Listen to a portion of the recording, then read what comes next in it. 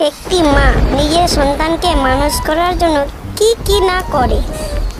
মা অসুস্থ থাকুক কিংবা সুস্থ, দুঃখ থাকুক কিংবা খুশি, সে অনেক চেষ্টা করেও নিজের সন্তানকে খুশি রাখে। মা যদি মারা যায় তাহলে বাবা বিয়ে করে নেয়, কিন্তু বাবা মরে গেলে মা কখনো বিয়ে করে না, কেন কি সন্তানকে মানুষ করতে হবে। মা পাখিটি কুকু আর গুড়িয়াকে খাবার খেতে দেয় আর আবার রুটি তৈরি করতে ভিতরে চলে যায়। কুকু বলে নিজের বোনকে, গুড়িয়া বোনু, আজকে মা খাবার ভালো বানায়নি, আজকে আমি খাবো না। গুড়িয়া বলে, তোমায় খেতে হবে, কেন খাবে না?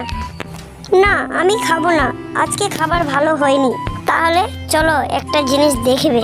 গুড়িয়া কুকুকে দেখায়, দেখো মা কত গরমে রান্না করে, আর তুমি বলো নাকি আমি খাবো না।